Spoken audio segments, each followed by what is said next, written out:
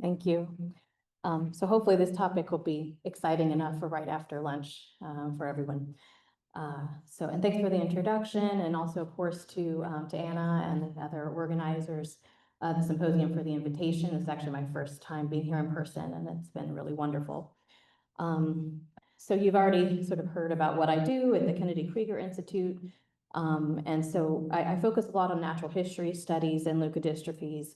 And I've been especially involved the last few years with a multi-center collaborative project between Kennedy Krieger and the Amsterdam University Medical Centers, focusing on adults with ALD.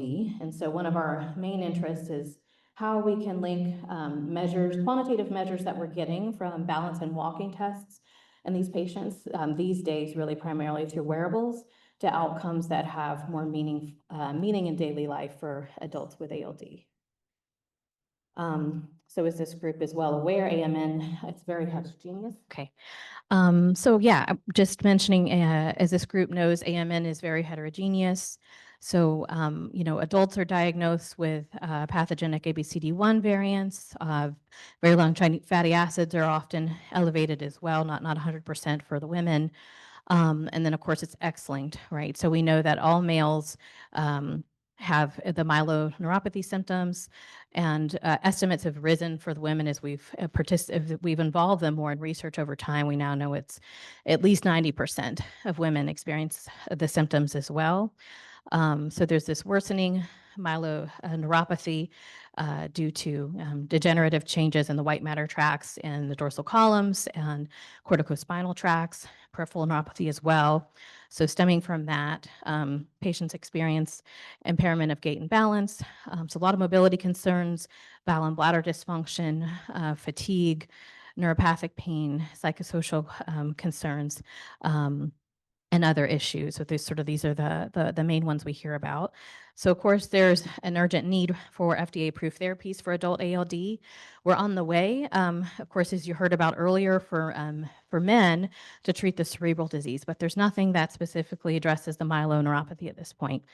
So it's really critical to understand what are the current unmet needs and disease burden for all adult ALD patients, and then continue trying to capture outcomes that are sensitive to change and meaningful to the patients. So, in terms of what symptoms we can measure that are meaningful, a good starting place for that is revisiting the adult ALD patient-focused drug development meeting that was held a couple years ago with the FDA. Some really insightful patient polls in which they sort of express priorities. And then the goal is to match these stated needs with what we can measure about sensory motor function in the lab with wearables, self-reported surveys, lots of different ways to do this. So again, I'm going to focus on this collaborative international project where we've been using the sensors to look at relationship of sway and gait with ALD severity, and relationship of sway and gait with meaningful outcomes. And by that, in this context, I mean walking device use, patient-reported falls, and quality of life in different domains. So I'm just giving results of some cross-sectional data that we actually published already last year in JIMD, but the project is ongoing. For most of the cohort, we have at least 2 years of data, and we're working on that publication now. So the adult ALD PFDD, organized by ALD Connect in July 2022, of course, was this great opportunity for the adults and caregivers to share their experiences with the FDA and other stakeholders on the challenges and unmet needs. I'm not sure how well you can see that, but in terms of who responded, we had about 60% were somebody living with ALD, 30% a caregiver, and then the other 15% that were both. And it was about an equal female and male split who participated. And then we had all adult ages, but mostly between 30 and 70 years who responded. It was maybe for each survey about 40 to 60 respondents. So the first question I want to focus on is, which of the following ALD health concerns have you or your loved one ever had? Select all that apply. And topping that list are balance issues and altered gait. And then when they were asked, what are the top 3 most troublesome concerns? Again, balance issues and gait were up there in the top 3. Question 3, what activities of daily living are you or your loved one not able to do because of ALD? And walking was the top at about 70%. And then what worries you the most about your loved one's condition in the future? And that was worsening symptoms, losing my ability to walk was second, and then of course developing cerebral ALD. So we're sort of, there's this theme that balance in walking, mobility in daily life is really important. So how can we monitor the spinal cord disease? Why should we do it? Of course, I gave you from the patient perspective, it's important. From the sponsor or the trials perspective, it's critical too that we can, we select the right primary endpoints. We certainly have seen that fail in the past, unfortunately, and we need to be able to measure change within short windows of time. This is challenging because disease progression is variable, especially for women. It can be slow, and it's already been demonstrated that some of our great global clinical scales, while they're excellent at determining severity at a single point in time, longitudinally over a couple of years, it's just really hard to detect change. It would either require hundreds of participants or monitoring over many years to see much change. So we've had to sort of look at other options. And so this work started, even predating me being involved in the motion lab, sort of looking at the force plates and gait mats and other things in the motion lab to do this. But sort of the next era is to use the wearables because they're more accessible and also allow us to bring that equipment to the patients to quantify balance and gait changes. Okay, so a little bit about the system. So again, I think an advantage is they can be used for in person in different settings or remotely at home. Then they're really user friendly for participants and staff to be trained in. Honestly, like it usually just takes a visit or two for participants to be comfortable. And then we really, our research team like actively supervises and participates in the visits. So we can walk them through everything we need to know. We send a device manual in advance so they can see how to set things up. It's fully guided, and we'd actually do remote control of the as well. So all they have to do is get it set up and we do the rest. So this is allowed for more frequent collection of data points. It's, more flexible for the patients, especially if it's really hard to travel because of mobility issues or cost or time. Yeah, and as I said, we directly supervise. So we use the Opal system of wearable accelerometers. They're different systems. This has worked well for us over time. It looks sort of like a Fitbit. There's the picture there. And they're placed on the feet and waist for a series of tests. And they're valid in comparison with gold standard motion lab equipment and have been at this point used in many other more common neurologic and ataxic disorders. So it's really a great precedent. So in terms of the goals, again, I'm going to just show data on how sway and gait reflect disease severity in ALD and investigate clinical meaningfulness of these things. So in terms of our cohort, this is again the baseline or cross-sectional analysis of this ongoing cohort, 92 participants in Amsterdam, 28 at Kennedy Krieger, and then actually the women are in orange, the men are in blue. So you can kind of immediately see that the group skews a little bit towards younger men and older women, so basically mothers and sons. And this is a function of when and why patients come to clinic, right? So the men, so they sort of break down, it's either mainly asymptomatic down here, EDSS 0 to 1, or these high EDSs above 6. And so probably these lower scores are, men that are just in their long-term surveillance, getting their MRI scans because of cerebral disease risk. And then the older men, have had the disease a lot longer, so higher scores. The women, most of the scores are kind of in the middle, and you can see just sort of, as we know from the literature, most of them are appearing after age 40. And so some of the young ones, again, might have boys that were identified by newborn screening or gene testing. So all that to say, this cohort is pretty representative, we think, of the ALD community. And so we've cross-trained across our centers and use a specific standardized protocol. And these methods give like a ton of variables, but I'm just going to focus on a selection that were the most high yield in the regression and analyses. So first way, so we measure body sway just from one opal sensor at the waist. And it's just going to show two sway conditions: feet apart, eyes open, which is, the easiest one, and then feet apart, eyes closed, which challenges proprioception. It's essentially a Romberg test that we would do in clinic. Here's an example actually of an LBSL patient with, it has a similar myeloneuropathy to ALD. And so you could see that there's more sway and the feet apart, eyes closed, just so you sort of see what it looks like at home. Okay, so first of all, what we found is that, so RMS sway, I'm going to keep mentioning that term. It basically approximates sway amplitude on the gold standard force plate. And we found that the sway value was correlated with the EDSS in males with ALD, with stronger correlation in the eyes closed, which is first, versus the eyes open condition. And then also for the women, the sway was correlated, more modest correlation strength, but still significant. And it was about the same for the eyes open and eyes closed condition.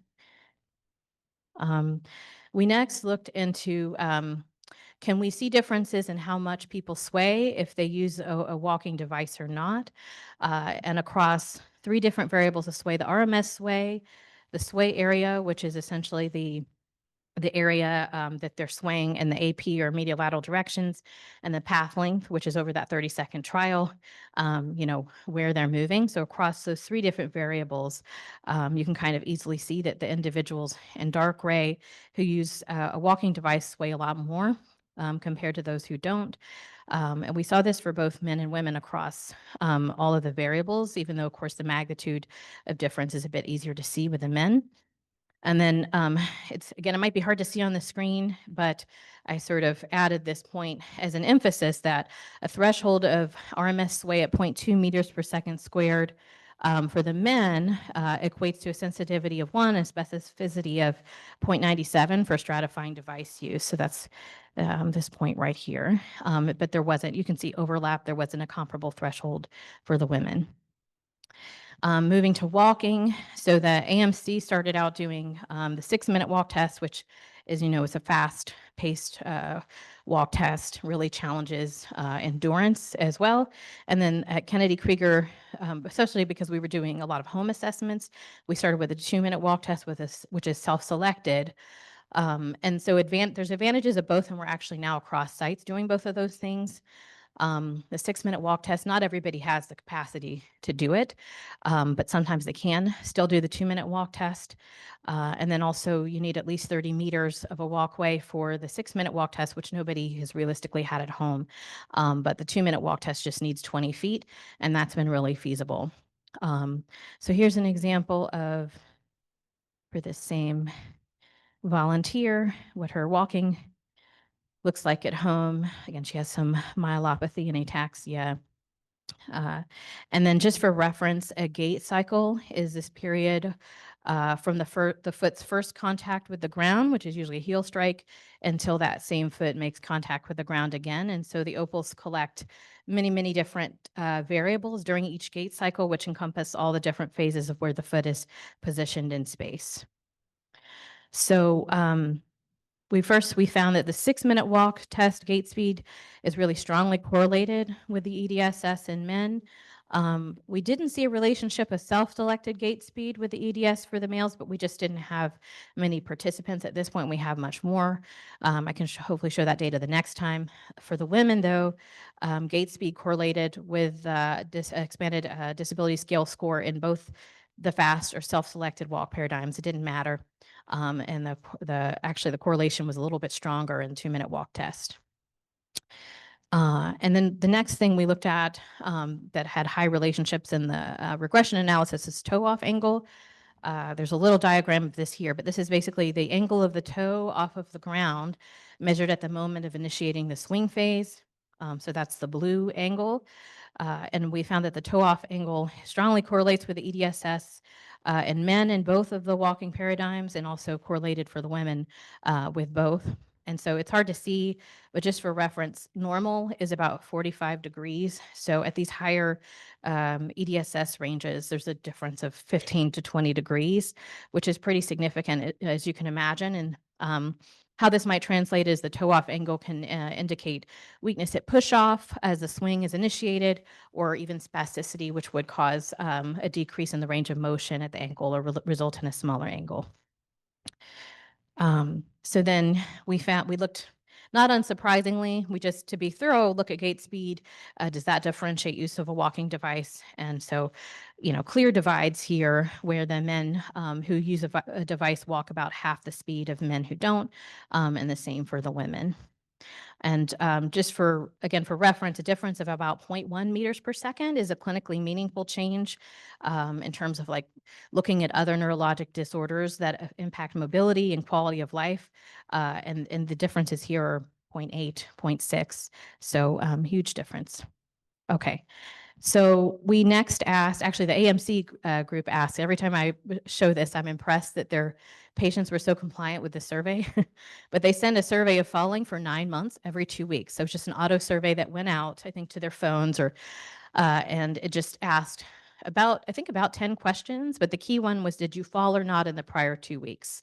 So in that, it's great because it's not, biased by recollection, et cetera. It's sort of like real time. So 25 consistently reported falls and 14 reported no falls over that period. And we found significant but modest correlations of sway and eyes open and eyes closed conditions with falling, and these men in a moderate correlation of gait speed with falls. And then finally, we asked about quality of life using the short form 36 health survey. So this is a patient-reported tool. There's 8 different domains that are asked, and of those 8, we saw that 4 were correlated with what their values were in sway, sort of, or in order of strength, physical functioning, which is essentially physical activity in daily life, general health, which is their kind of self-rating of their health, peer comparison and expectations for the future, energy and fatigue, which is basically vitality, and then bodily pain, both the amount and interference with regular activities. So in summary, the evidence for clinical meaningfulness of sway and gait that we measure with the wearables, first, the RMS sway correlates with the EDSS for both men and women, even though those relationships were a little stronger for the men, and in the eyes closed condition, which is not surprising because we know the dorsal columns are affected in this disease. And again, this is something that a lot of us get in clinic. The 6-minute walk test speed correlated with the disability scale in both men and women. And actually, interestingly, it also correlated with the 2-minute walk test for the women. Multiple sway variables and the 6-minute walk test speed differentiated if patients use a walking device or not. And then RMS sway and the 6-minute walk test gait speed correlated with falling frequency in men.